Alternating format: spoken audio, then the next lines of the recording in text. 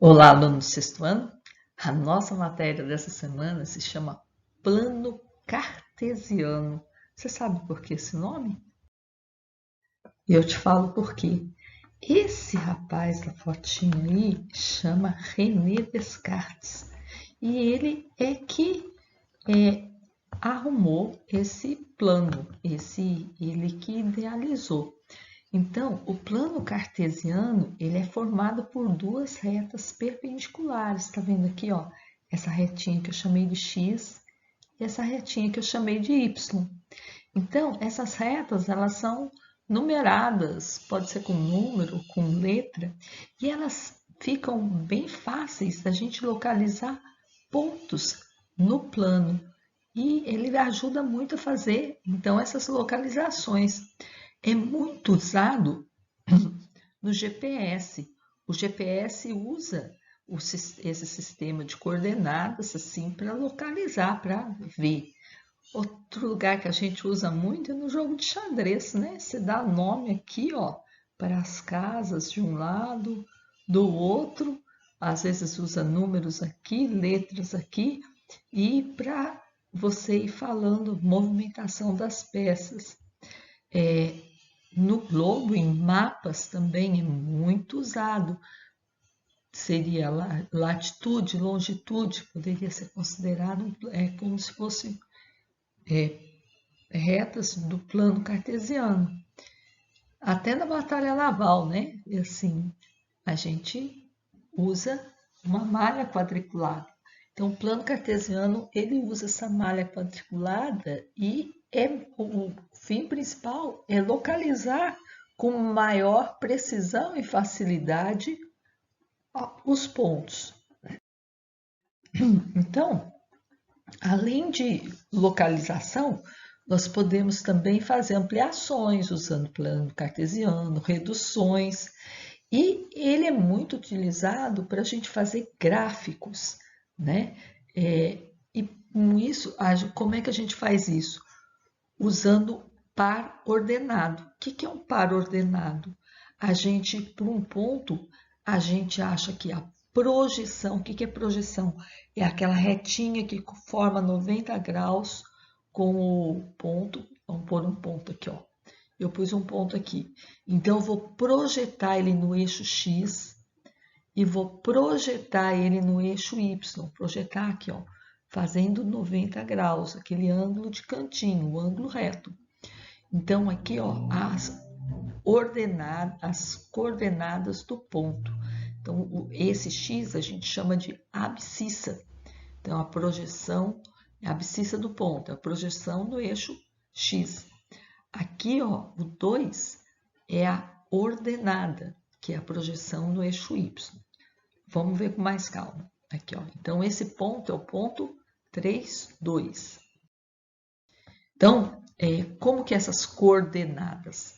A esse ponto, o x e o y, a gente chama de coordenadas. O eixo horizontal é o x, abscissa. O eixo vertical é o y, ordenada. Então, aqui, ó, H de horizontal vem antes de V de vertical. No alfabeto, o X vem antes do Y. O A de abscissa vem antes do O de ordenada, né? Então, o que vem antes sempre é o horizontal. O que vem depois sempre o vertical.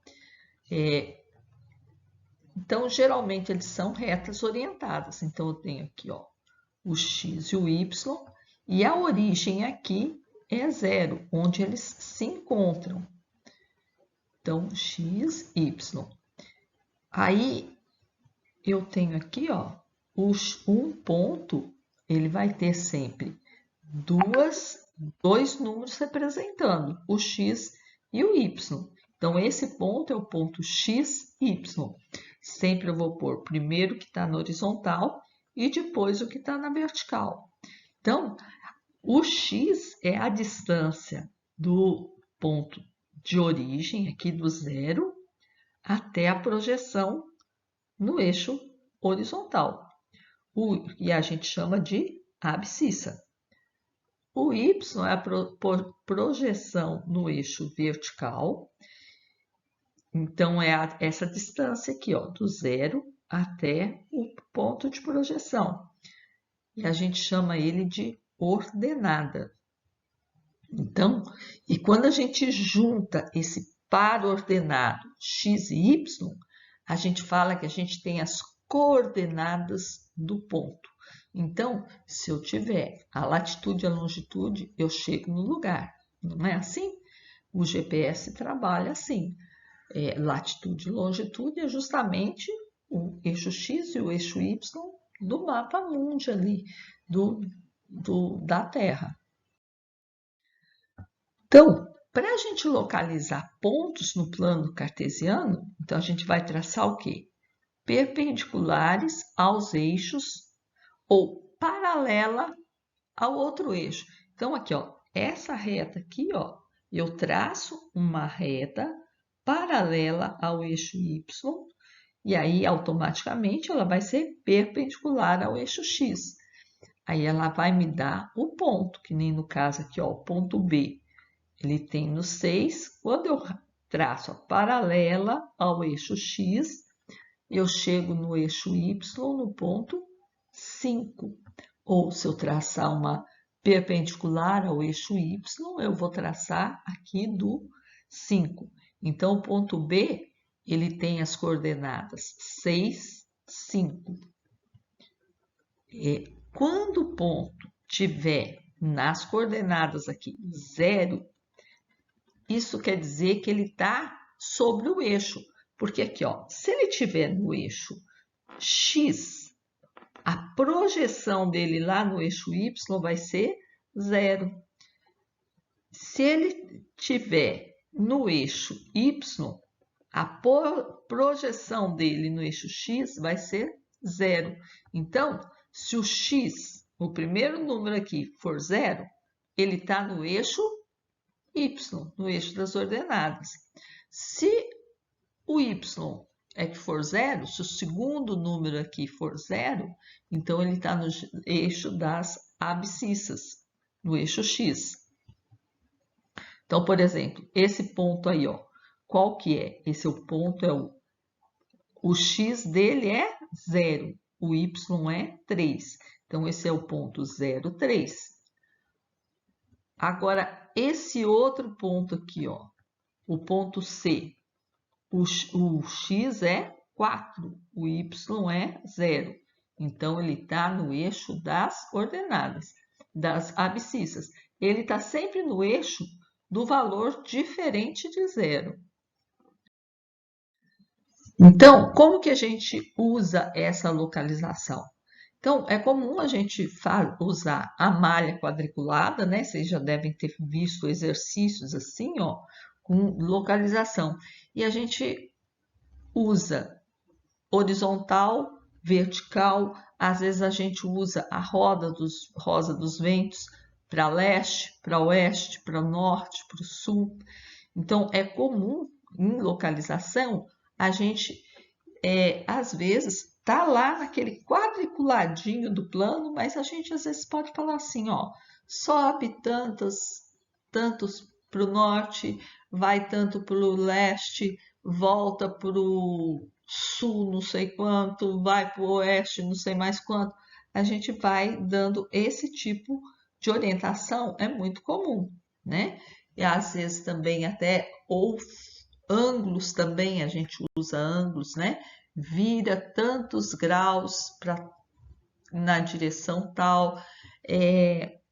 Tudo isso é muito usado para nos orientar, né? E esse plano cartesiano também, ele é muito comum para fazer gráficos, né? Então, por exemplo, aqui, ó, número de filhos por mulher. Então, tem aqui a quantidade de mulheres, sempre nos gráficos, e no plano cartesiano, eu vou ter uma coisa num eixo, outra coisa no outro. E ele está relacionando os dois. Então, aqui, ó, o número de filhos, a quantidade de mulheres. Então, eu vejo aqui, ó, entre 150 e 200 mulheres aqui, tem um filho só. Que não tem filhos, eu tenho um pouquinho mais de 300 mulheres, né?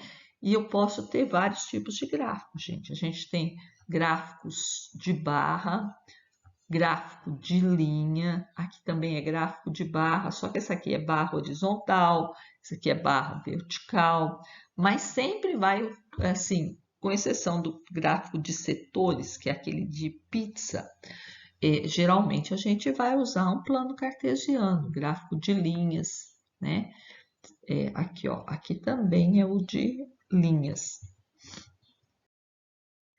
Às vezes aparece em algum exercício misturado ou com porcentagem ou com plano cartesiano, eles pedindo média aritmética simples. O ano passado apareceu junto com porcentagem. Esse ano, em 2021, apareceu junto com plano cartesiano. Então, eu não sei se vocês aprenderam isso no ensino fundamental 1. Então, a gente tem aqui, ó, o que é média aritmética? Média aritmética é quando a gente soma várias coisas iguais e divide pelo número de parcelas. Então, número de coisas que eu lancei. Então, vamos fazer um exemplo, porque vocês vão ver que é muito simples, muito tranquilo. Então, aqui, ó, por exemplo, Dona Marta tem 3 filhos, um de 12 anos, outro de 13 e a caçula de 8 anos. Qual a média de idade dos filhos da Dona Marta? Então, ele não quer saber a idade do filho do meio, ele quer saber a média. Ele quer saber o quê? Soma a idade de todos os filhos e divide pela quantidade de filhos que ela tem. Então, ela tem 3 filhos, ela vai somar aqui, ó, 12 mais 13 mais 8. E vou dividir por quantos números eu usei aqui? Não foram 3? Então, eu vou pôr 3 aqui no denominador. Aí eu vou achar quanto? 12 mais 13, 25, mais 8, 33, dividido por 3. Então, a média aritmética da idade dos filhos da Dona Marta é 11 anos. Então, é a média. Existe uma outra média aritmética. Isso é uma média aritmética simples. Se não falar nada, é essa média aí, média aritmética simples. Mas existe também a média aritmética ponderada, que é quando um mesmo valor aparece várias vezes.